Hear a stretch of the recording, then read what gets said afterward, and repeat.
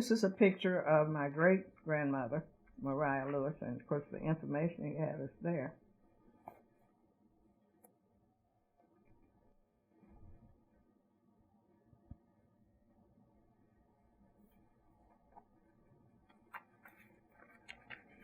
Now this is just my mother's family. Mm-hmm. That's my grandmother, Nanny Ritchie, and my grandfather, Ben.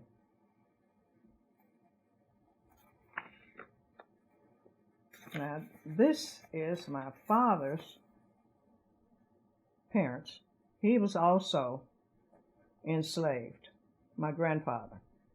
But that's another, since this was church related, and he was a staunch Baptist. But that he has an interesting story also. But that wasn't a part of what today was about. And this is my mother and one of her sisters, I'm not sure which. And this is my mother and father, and they both were born in the late 1800s, 1894 and 1896.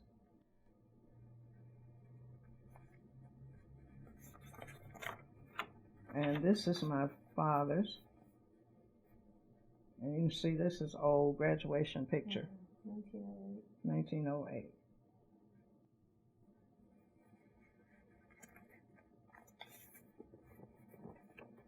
And this is not the original St. Augustine, but this was the one that was built in 1912, where the stained glass windows were. And this is my grandfather's church, which is still in existence. They have a new building, and it's located on Algonquin Parkway. And where Reverend Elmore was, right? Right, where Reverend Elmore was. I have no idea who was the pastor when my grandfather was there. But my father's two older brothers did go to Simmons University. My dad was a rebel. He didn't want to go. And back in the day, Baptist churches, as fundraiser, would have Tom Thumb weddings where, you paid to participate in the wedding. And the person who raised the most money was the bride and the groom. Which, was a fun, but all Protestant churches, black Protestant churches did that. And back in the day, many teachers went to normal school rather than go to college. And it was a 2-year school that focused on teaching. And they all were fantastic teachers. And this was a lady in the neighborhood who and they graduated in formal dresses and had a flower girl. And I was her flower girl. And when I did my student teaching, she was the kindergarten teacher in the building where I did my student teaching.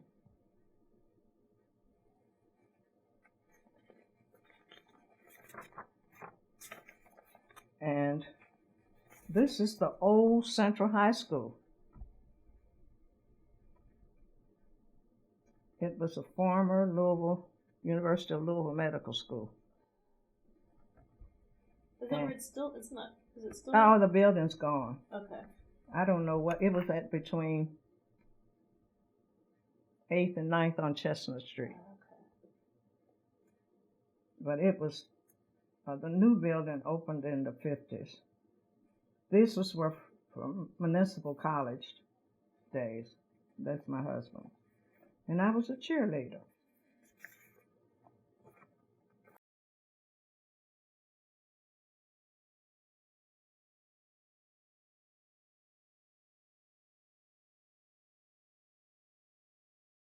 Fortunately, my great-grandmother lived within 7 blocks of where I lived growing up, and it was easy for me to go and visit her. Didn't visit often, and I remember her generally, that time in her life, she was in her late 90s and was beginning to get frail and generally was sitting, but it was amazing to me that she always had a rosary in her hand. And I do remember her telling me about her experience of coming to Kentucky. She remembered as a 13-year-old coming up the river, the Ohio River, the Mississippi, the Ohio, from Louisiana to Kentucky and being sold at a slave market in Louisville. She always says she was fortunate, if you can call that fortunate, to be purchased by a Catholic family in the Bardstown, Kentucky, Nelson County area. So she felt like that she was blessed to be able to practice her faith as a young woman.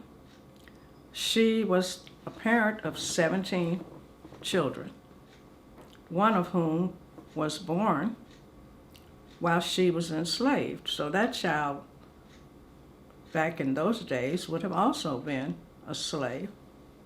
She was married to a person who was part Cherokee, and when the Civil War came along, male slaves were told if they joined the Union Army, they would get their freedom. He did join the Union Army, and as I was told later on by my mother, I didn't question it, that he is buried at Cave Hill Cemetery in the National Cemetery. My grandmother talked about her faith more than anything, at least to me, and maybe it was because she thought I'd be curious about her faith. She really didn't talk about her life as a slave, what it was like, other than they could worship at the cathedral, St. Joseph's Cathedral in Bardstown, but they had to worship in the balcony of the cathedral. And when I met her, again, she was frail and living with two of her daughters. The rest of her children were scattered throughout Kentucky. Since she had so many, most of them did live in the Louisville area. So I got to know my great aunts and uncles, and not many of them, because with that many children, I don't know if she knew all of them as the years went on. She lived to be 104, and I never thought about how interesting that would be until, as African Americans, we began to look at our history and realize it wasn't that we just popped up like dandelion, that we had a rich history and background. And I wish at this point in life that I had gotten more information from her, but I was about 10 or 11 when I talked with her. And at that age, you really are not that much interested in what your elders have to say, and which is too bad.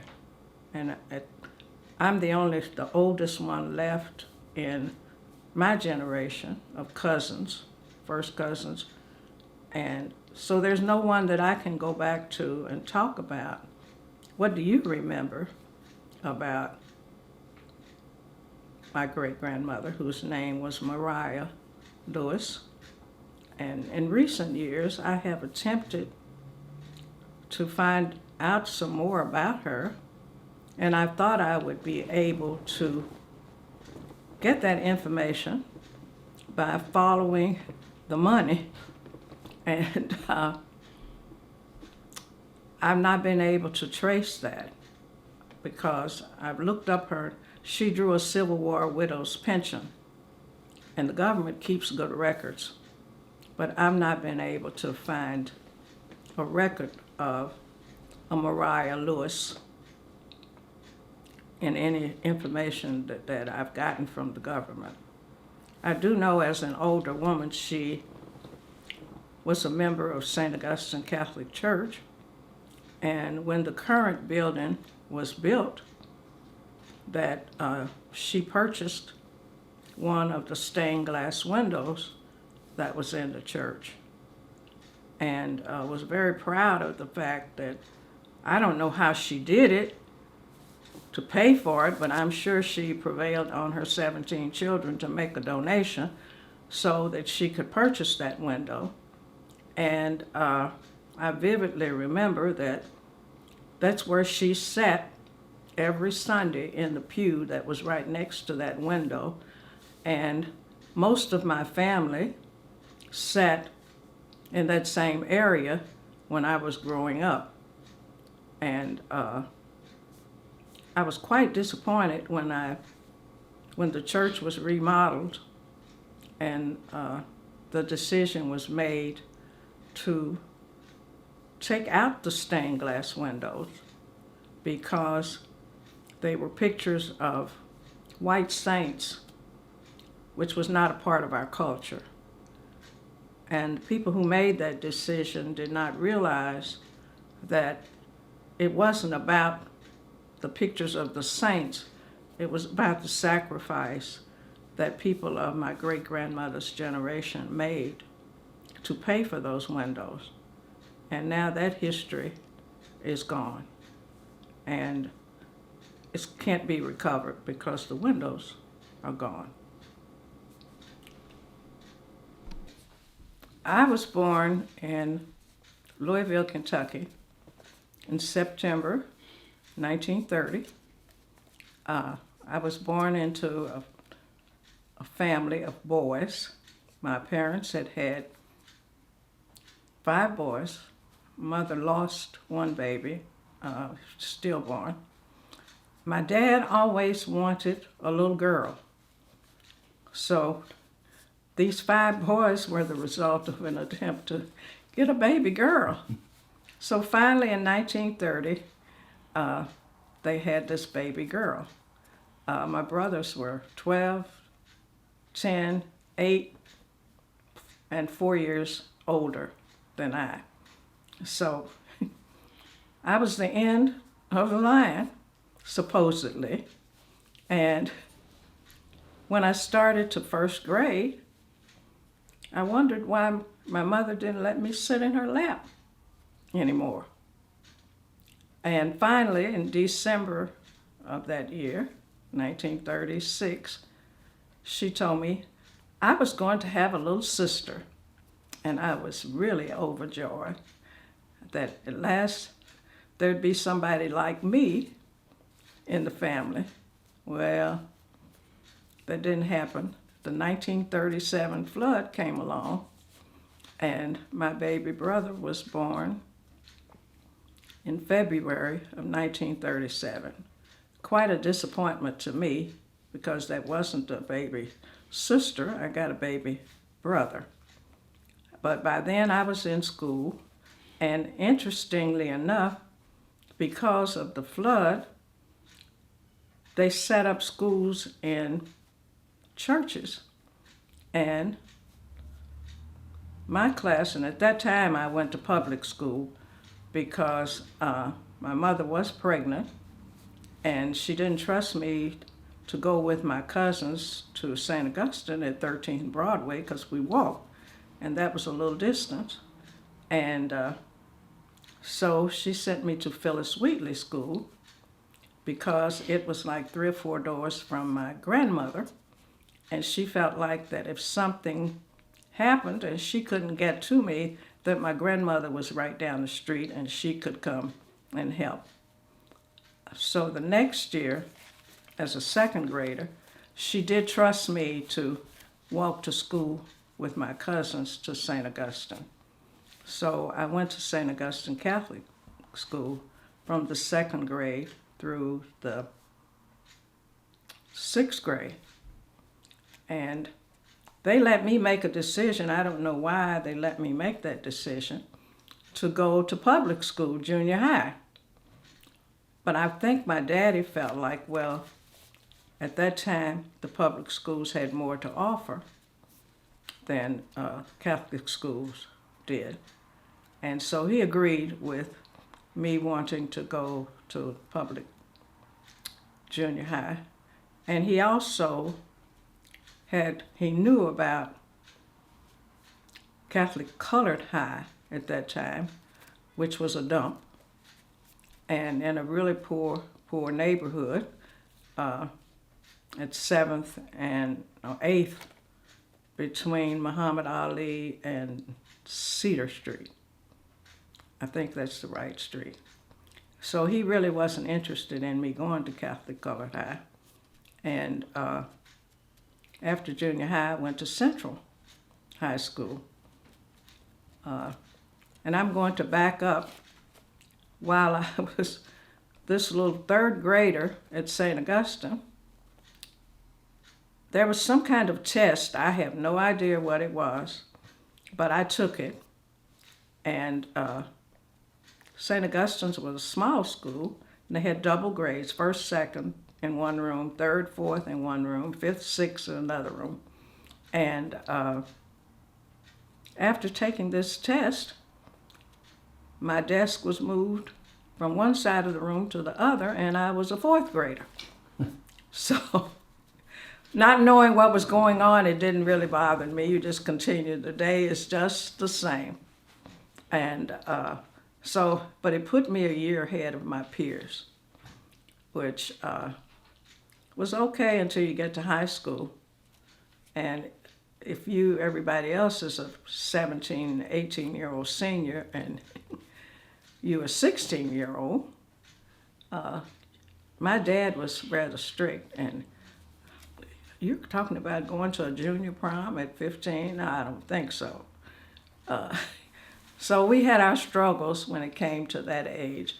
And I was small and also immature, as you can imagine, and was behind these sophisticated, I thought, 17 and 18-year-old girls. But anyway, after high school, I went to Louisville Municipal College, which was the segregated arm of the University of Louisville, because schools were all segregated then. And in my experience, it was a wonderful experience because it was small and it was after World War II and the GIs were coming back, and most of the teachers had PhDs and they couldn't get jobs in the white colleges, not in the South. And so we got had an excellent education. And I met my husband, who was a returning GI. And he often teased me that he had been around the world, grew up in a big city, St. Louis, and got captured by a country girl. So, but anyway, we were together 50 years, almost 50 years. He died like 13 days before our 50th anniversary. And we had two boys. My educational experience was great. I married while we were in college and had a hiatus there for a while with these 2 babies. And by the time I went back to school, schools had integrated completely. I went to Nazareth, which is now Spalding University, for a summer, but their requirement was you had to have 12 hours of religion in order to get your degree. And 12 hours is a half a semester. And I was a junior, and I thought, I'm not doing this. So even though I liked Nazareth, I finished at U of L because they accepted all my credits. And after marrying and having children, I realized you're going to college to get a job. And the jobs available at that time for women, not just black women, but women in particular, was teaching, nursing, or social work. I chose teaching, and I'm really glad that I did. It, in my little mind as a teenager starting college, I liked the sciences. Anyway, in starting to college, I really liked the sciences, and I was going into research and development, and this was the 1940s, late 1940s, and after my junior year, I realized this is not going to happen. I'm a woman. That's not a field that's going to be acceptable. And then being a black woman is certainly not a field that's going to be acceptable. So that was my impetus for going into education. I really liked the sciences, but found that I really liked children and did well with that. So my first job was, I was hired in 1954 and was hired to work with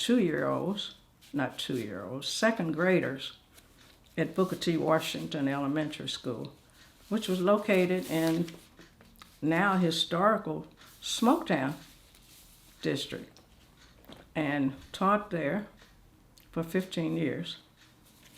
And it was on the campus with a junior high, which was an interesting experience because you got to see the children grow up from kindergartners through ninth graders. And I taught second graders for 10 years and first graders for 5 years. And they were a joy to work with. Very low income children, but parents wanted the best for them. And saw to it that they got to school every day and cooperated with the teachers. And at that time, these were the baby boomers, and my first class had 44 children in it, which in today's time is 2 classrooms. And it was an old, tumbling down building, and I was in a portable that was 2 blocks from the main building. And in that section of the campus, there were 10 portables, and so we had all the grades, 1st through 6th, and the special needs children. The cafeteria was outside, so we had to walk from your portable to the cafeteria portable, and the restrooms were also outside in a portable building.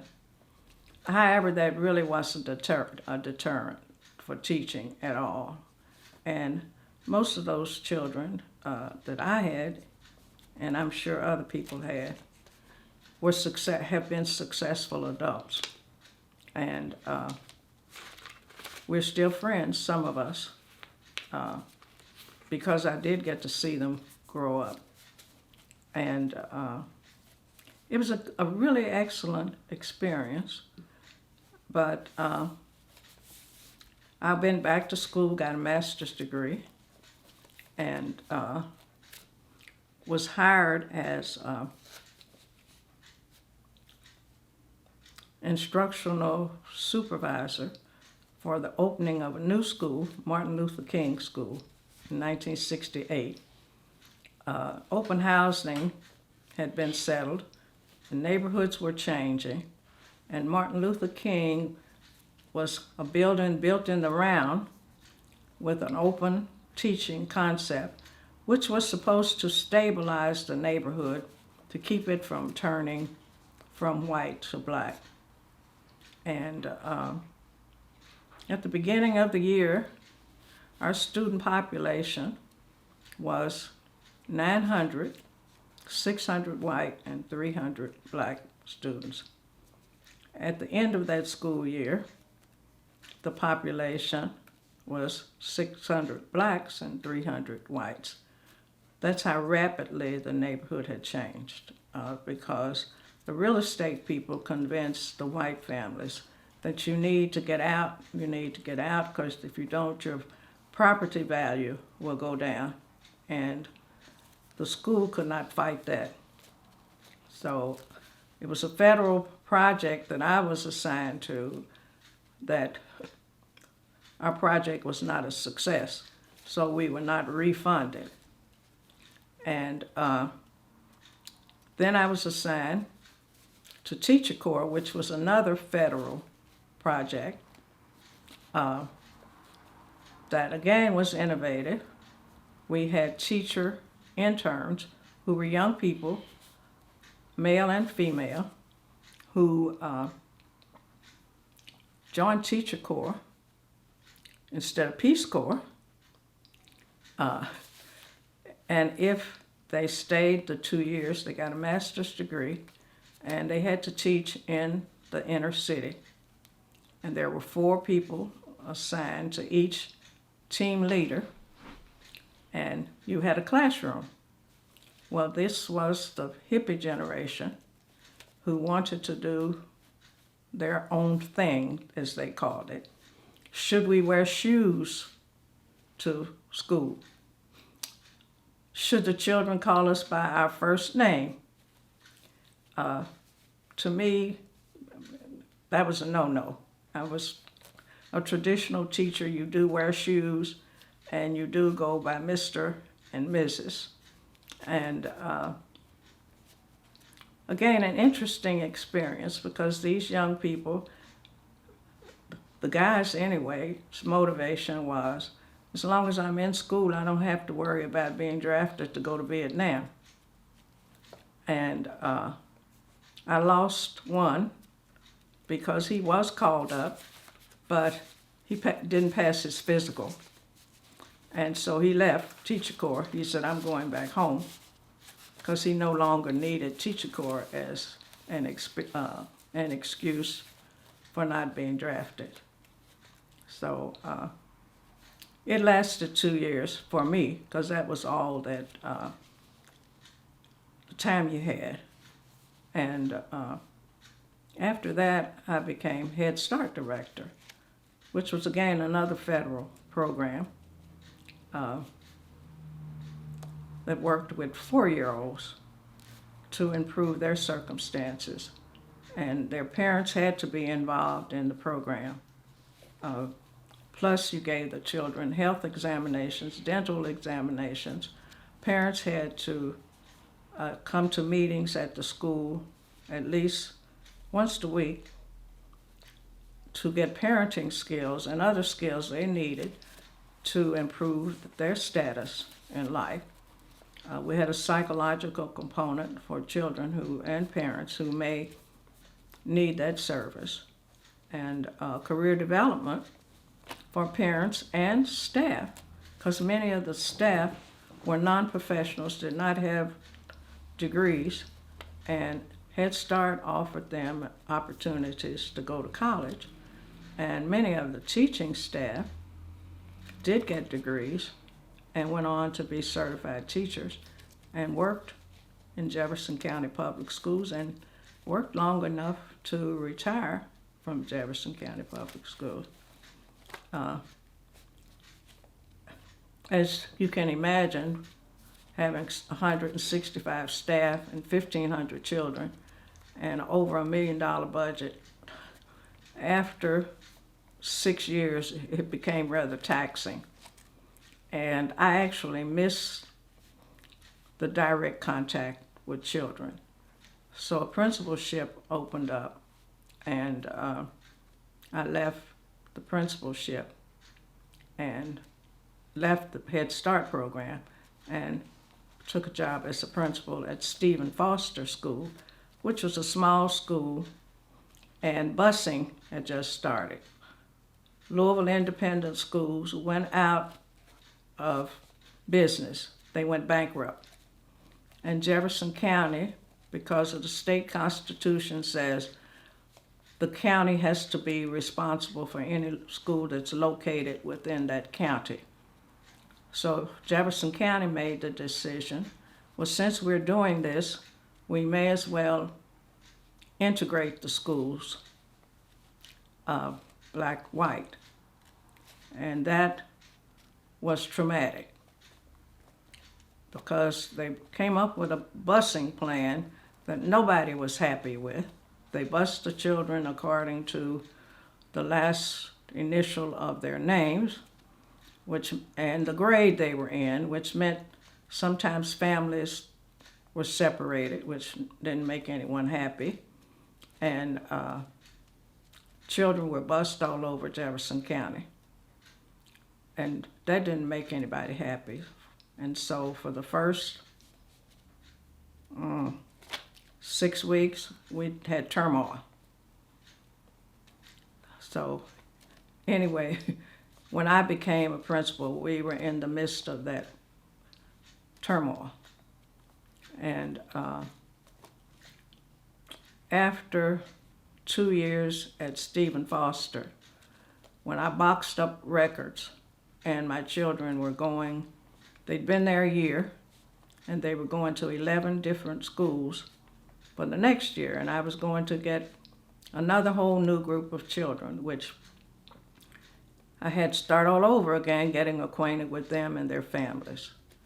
So principalship opened up at Nanny Lee Frazier, and because it was a naturally integrated neighborhood, didn't have to worry about busing, and not for integration, but busing because they had to cross some dangerous streets. But I had the same school population for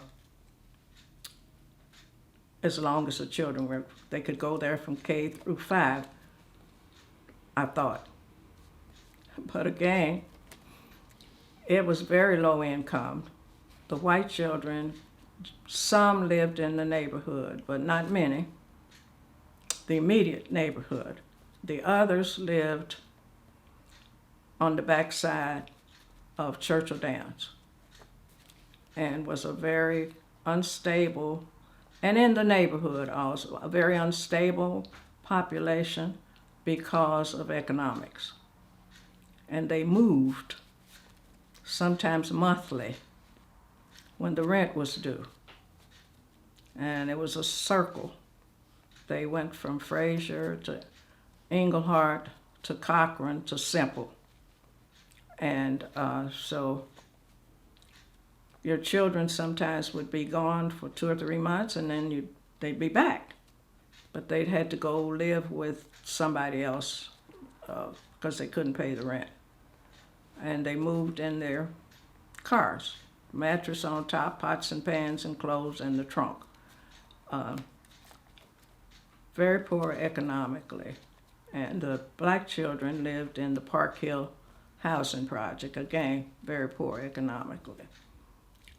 But again, it was a good experience. You would think there would be a lot of discipline problems, but I didn't have any. The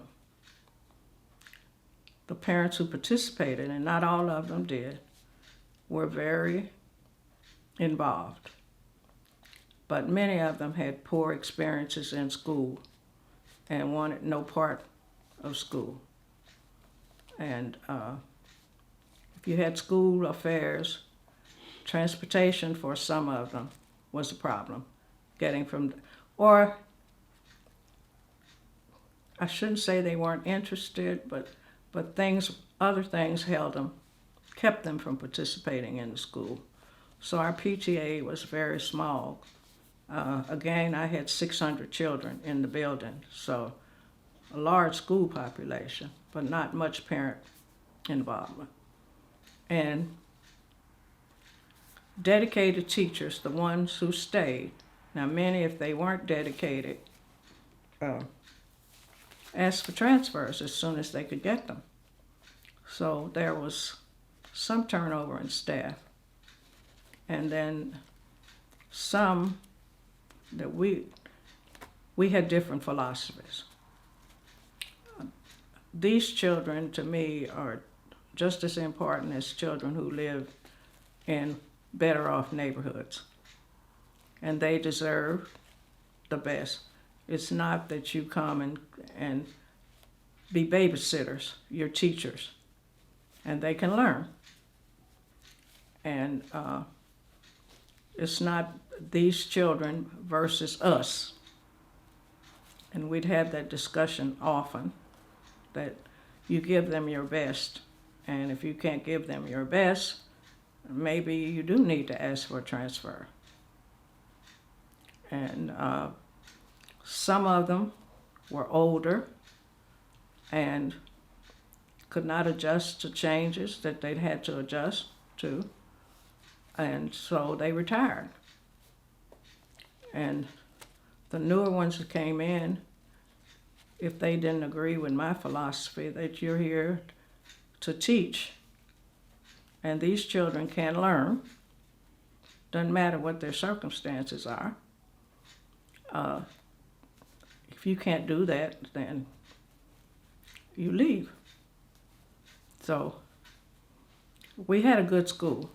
Test scores did not indicate that, but I had to, when test scores came out, I had to deal with a lot of tears from teachers who had given their best, and but when compared to more well-off schools, I would tell them, you did a better job than the teachers there, because their children came to school ready to do a lot of things that your children had never been exposed to.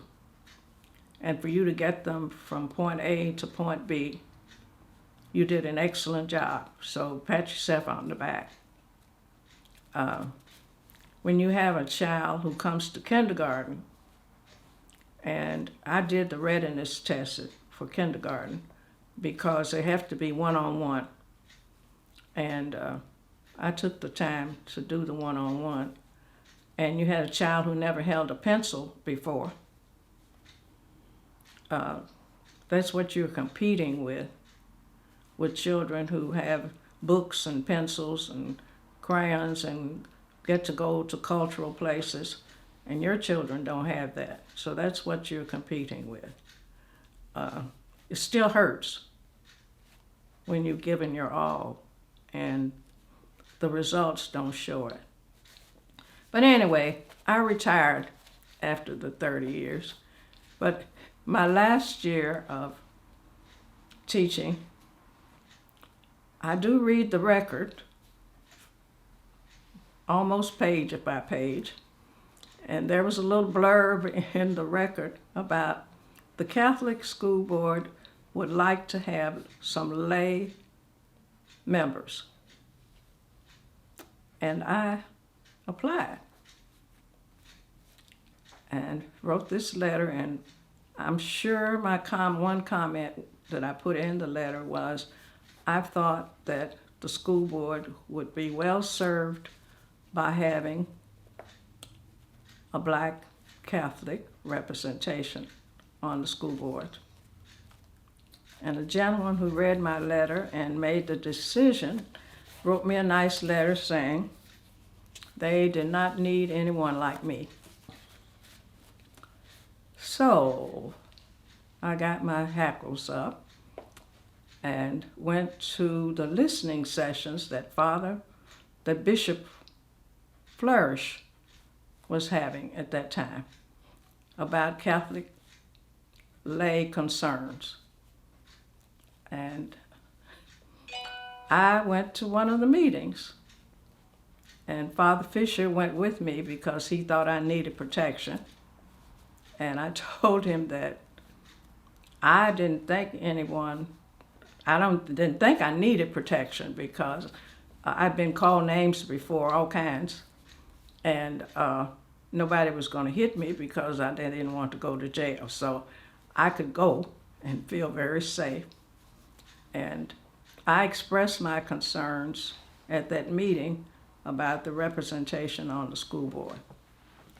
And of course, the person who turned me down called to let me know that, oh yes, they'd be happy to have me on the school board. And at that time, I was the only lay person and the only woman, and all the rest were priests who were pastors where they had a school. So that was a really interesting experience. And in the meantime, Catholic schools in the West End were having problems. And at that time, I believe there were like 10 different Catholic schools located in West Louisville. And Father Dewar, who was superintendent of Catholic schools, and I went around to each school to talk to them about declining enrollments and finances, and that they needed to make a plan as to what they could do to keep Catholic education in the West End. Needless to say, we were told in no uncertain terms, and sometimes ugly terms, that we're not going to close our school. We don't need a plan. And my statement to them at the end of the sessions were, your decision to not plan is a plan, and it's a plan to close. And about 2 years later, they were all closed, except for one. And at that time, a group of Black Catholics were working on a merged Catholic school for the West End, and All Saints Academy was established, and I became the board chairman. Again, I think we were too ambitious. We opened up grades K through 8. And the parishes that were going to support us, and there were 5, I think,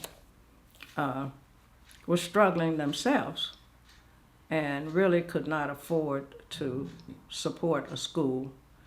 And many of the Black Catholic families who had children were not as supportive as they could have been. So we had an inexperienced person as the principal, but it was a daunting job. And she lasted from the summer till January, and really just threw up her hands. And somebody with experience had to step in as an interim person, and I became that person. So for 6 months, I was principal at All Saints Academy with its problems. But the caveat when I took that position was, I can't do it permanently. I can do it till the end of the year, and then we'll have to hire somebody with more experience. And which they did. And that sort of ended my experience with education with a physical presence involved in it. We're going to back up to my experiences growing up basically Catholic and in Louisville. And today, Louisville is a much more segregated city in terms of housing than it was when I was a little girl. When I was a little girl, most communities had 2 or 3 blocks, or sometimes only 1 block, that was completely Black and surrounded by white families. And in the neighborhood that I grew up, the California neighborhood, was basically, in terms of housing, an integrated neighborhood. Right across the street from me were white families, and there was a white Catholic church, St. Peter's, at 16th and Garland, between 16th and 17th on Garland. And since most people did not own cars back in those days, we did not own a car. So if the weather was raining or too cold, we would go to Mass at St. Peter's. And the thing that I noticed as a child, that the church had pews in the back reserved with a sign on it for colored. And since you sat in the back of the church, you went to communion last. The seating caused that to happen. I don't know whether it was planned that you would be the last to get communion or not, but it happened that way, I'm supposed, because of the seating. And but as a child, I played with white children all the time. And interestingly enough, because it was the Depression years, the white families that lived across the street and nearest to us were mostly unemployed. And actually, and of course, the black families that lived on my block, the fathers were employed. My father worked at the post office. The other men on that block worked for one of the railroads in town. And the little girl that lived across the street from me, who was my age, most of the time was hungry and would come over generally at lunchtime to play. And my mother fed anybody who came by. And so she generally ate lunch with us every day. And I saw many families at that time they didn't pay the rent, so their furniture and goods were set out on the street, which was really scary to me to think that now I don't have any place to lay my head. But that was the neighborhood I grew up in. And when I started to school, I had to pass the public school that was closest, that was white, to get to the black school. And of course, it didn't occur to me when I started to St. Augustine Catholic School that all the teachers who were nuns were white. They were nuns. And because they wore habits, I really could not identify from an adult vantage point one nun from the other. I remember one, and I think because she was so small, she wasn't much taller than the fourth graders, and not as tall as some of the fourth graders. And I think that's why she stood out with a personality, because with the bonnets and the habit, they all looked just alike. And and I think as a child, race was really not an issue. You played together and really gave no thought to the fact, well, you didn't go to church together and you didn't go to school together. But really, children are interested, I believe, in playmates and not so much as what's going on around them. And I noticed the differences in high schools, particularly. The Catholic high school that was available for black children was not as up to par as Presentation and Loretta and Flagey for boys and St. X for boys. But as a child, you just go to school. We didn't pay any attention to it. You were wondering whether you were going to the next party or not, or whether your football team or your basketball team was a winning team. And I gave no thought to the fact that Central always had to play schools that were located, black schools again, that were located out of town because they could not play any of the schools that were located right here in the city. It just was something that was done, and it was nice to be able to get on a bus and ride up to Frankfurt or ride to Lexington for a ball game. And it was fun. It wasn't the fact that you couldn't do it because you had to do that because you couldn't play the school that was across town. And this was the 40s, and there were other things I think more important to be worried about. I had 3 brothers who were in World War II, and in my house the conversation was not about whether it was a segregated school or not, but whether my child is going to come home from the war zone. So it just wasn't an issue that you thought about, and really didn't think about it after they came home from the war. And it was not something, there was general movement about the condition of the schools in the early 50s because people began to think this separate but equal is not equal. It's separate and unequal. And after I started teaching, I noticed that we didn't get new textbooks. When new textbooks were purchased from the state, the black schools received textbooks that had been used. We knew they had been used because they were stamped with the name of another school. And I think that's when I started to become aware of separate and unequal, and of course with the Supreme Court decision. And I was in college when that came about.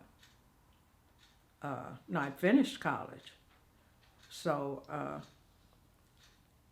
then you began to think, something wrong with this picture. And you also began to think in terms of the church, that when I go to Holy Cross, why do I have to sit in the back of the church? I ought to be able to sit wherever I want to sit. And when first-rate movies come out, why do I have to wait? Why can't I go to 4th Street and see the movie?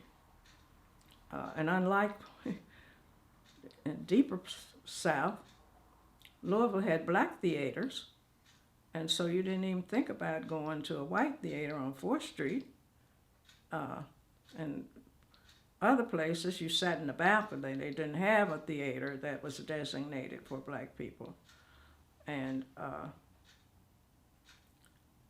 we participated as students at St. Augustine in events like the Corpus Christi that was held at Churchill Downs, but we went as a group from St. Augustine and St. Peter Claver, and gave no thought to the fact that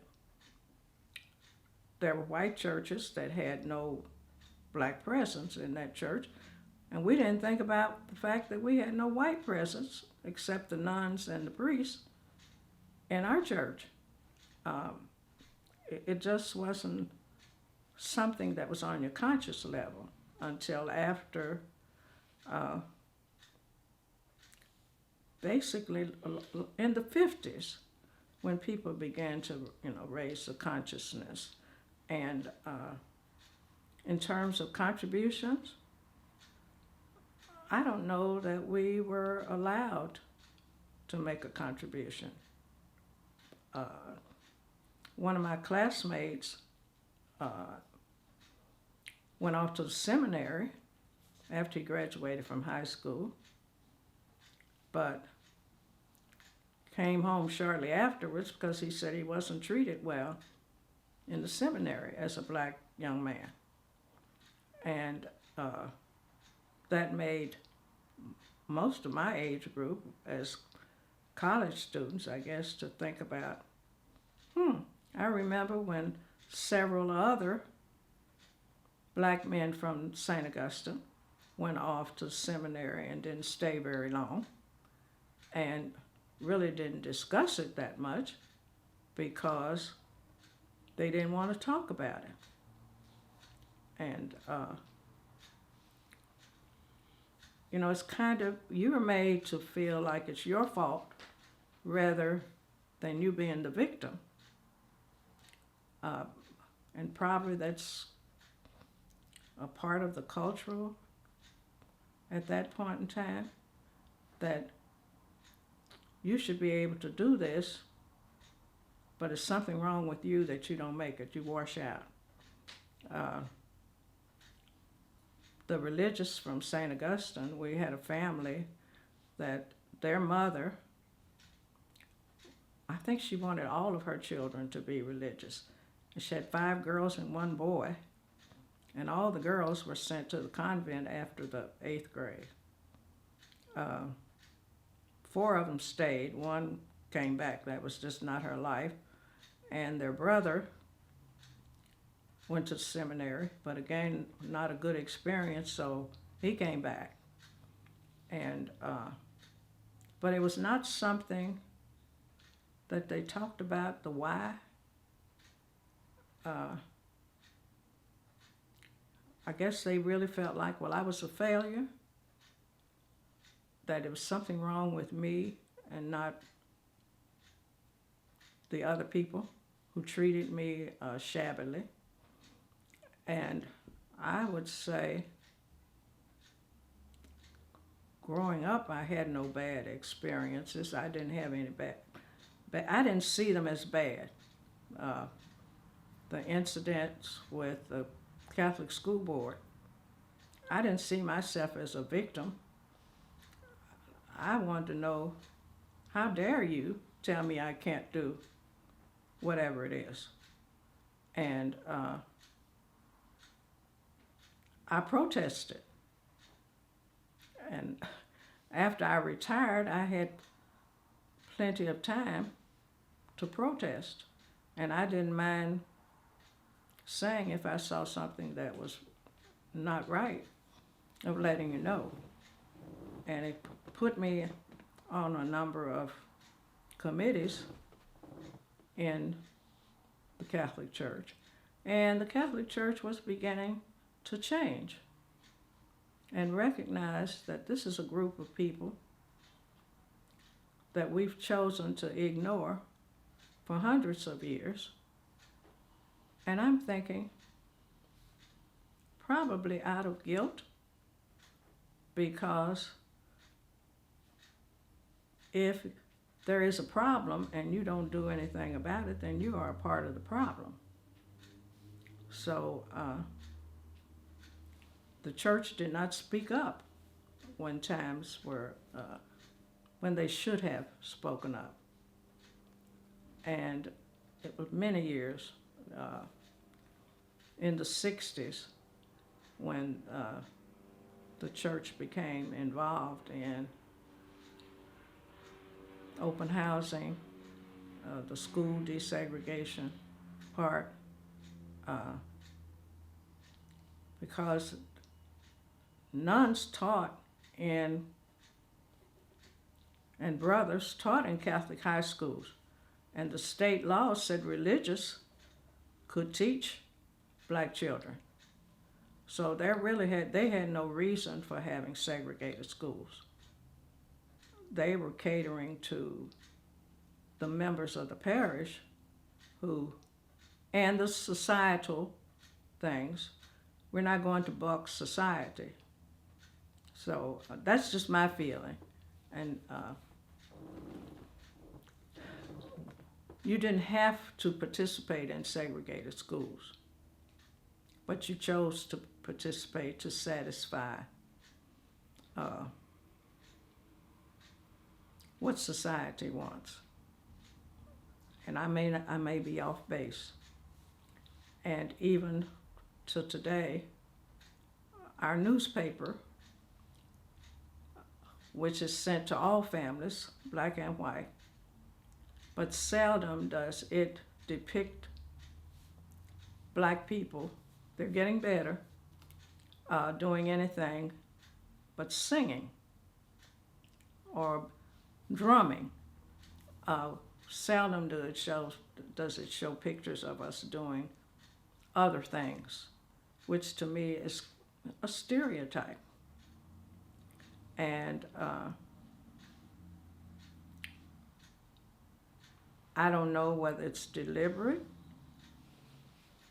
or just not thinking, not being aware that this is a whole segment of our population that we choose to ignore. I think we can do better. And our children, many of whom do not go to Catholic schools, not just because of the money thing, but because of how isolated they feel and unwelcoming.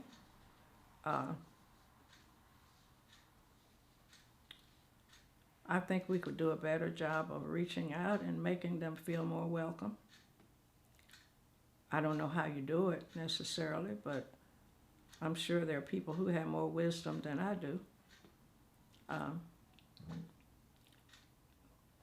And I recently, since I've been confined with a broken bone, have had to do Mass on the air, and that's a good example of you never see black faces, and it comes on 52 times a year, and you would think at some point somebody would reach out and say, maybe we could find somebody to be in the audience, or somebody to lecture, or somebody to sing. We don't all have to be religious in order to participate. So it gives an impression that there are no black Catholics. We're either invisible. Years ago, a young man wrote a book, The Invisible Believers. And for many years, it's getting better, we have been invisible in the church.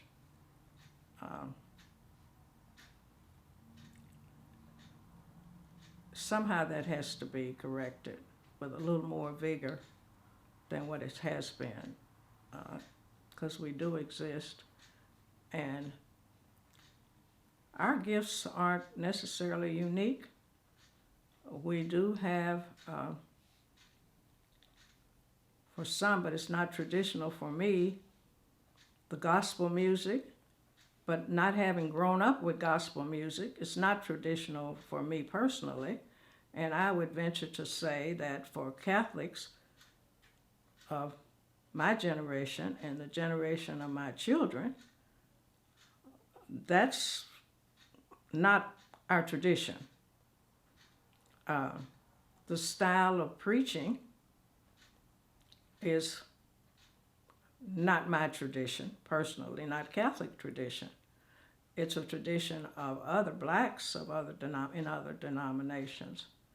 So, and there are other things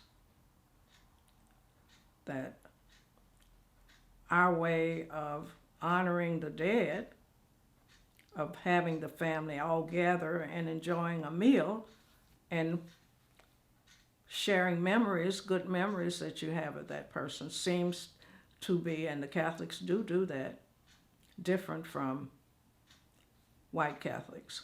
I'm not sure because I don't participate that much. Styles of dress. Church is a sacred place, so you put on your best, your Sunday best. You don't go to church with your, but anymore that's changing. Blue jeans, which that's probably a phenomenon that's unique to the black church. But as Catholics, I grew up just like any other Catholic. We worshiped the same. We did the same music. I'm just as unfamiliar with shouting as any white Catholic would be unfamiliar with shouting. The first time I experienced that, it scared me to death. I wondered, why is this person jumping up and down and running up and down the aisle? But because I'd never seen it before. And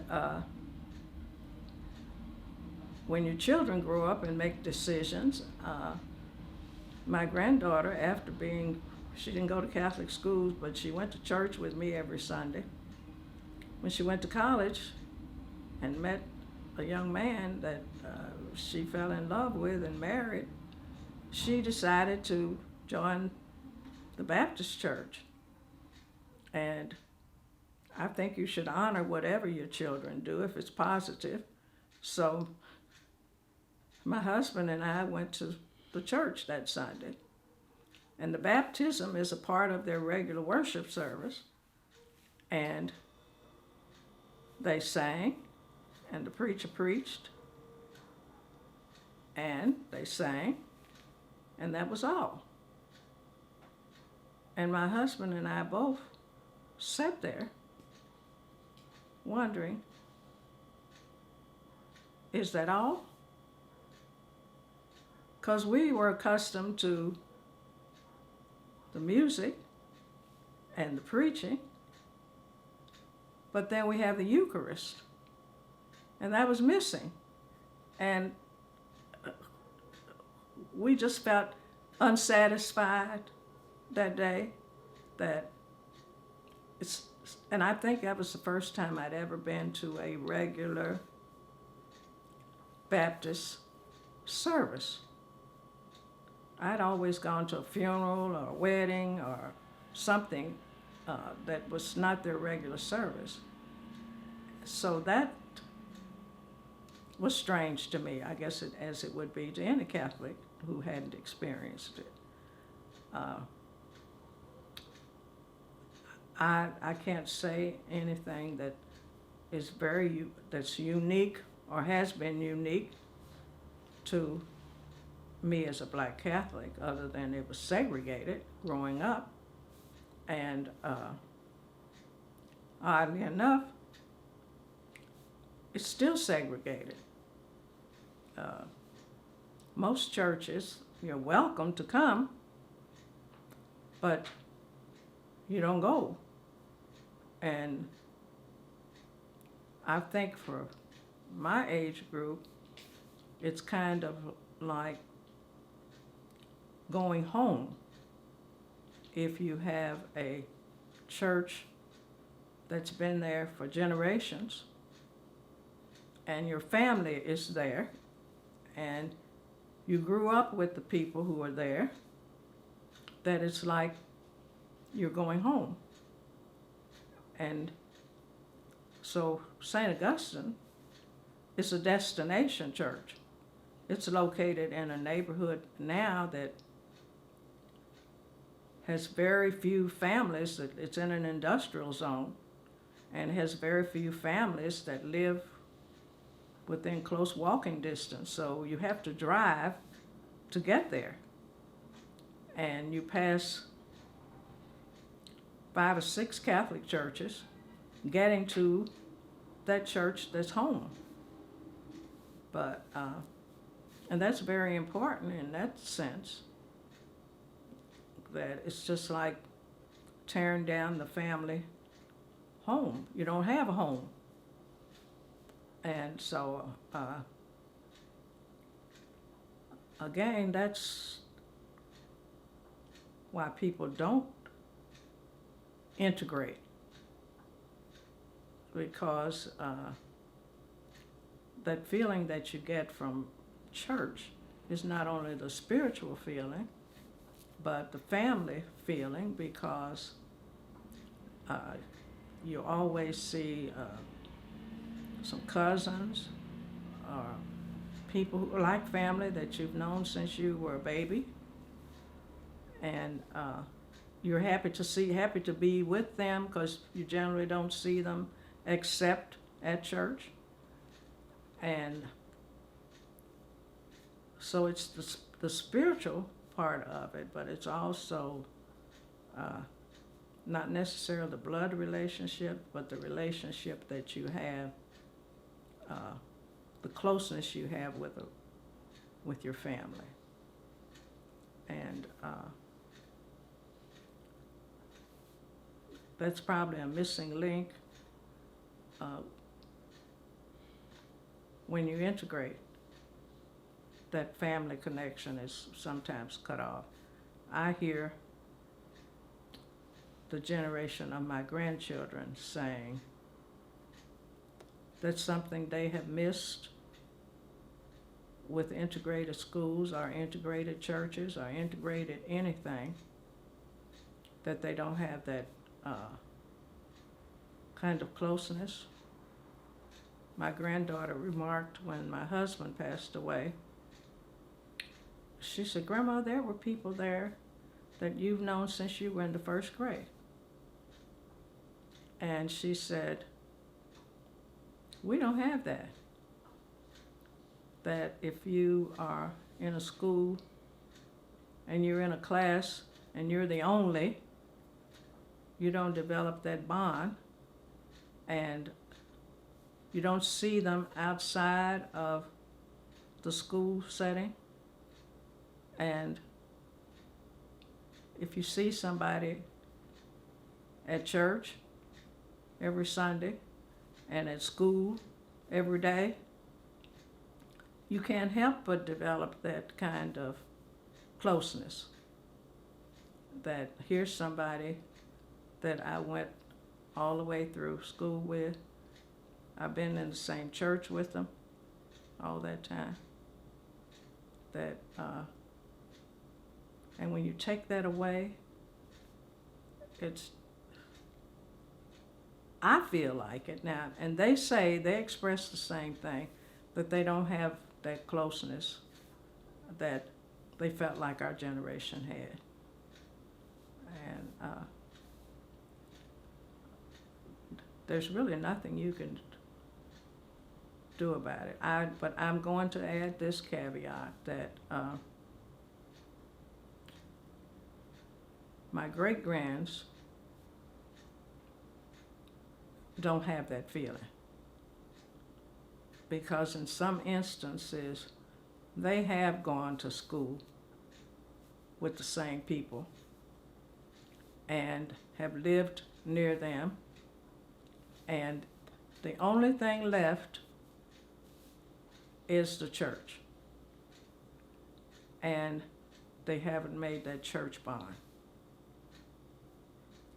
And I think that's something that, as churches in general, the Catholic Church in particular, could work on, is how do you develop this bond with this generation of children who grew up with integration in all aspects of their life but the church.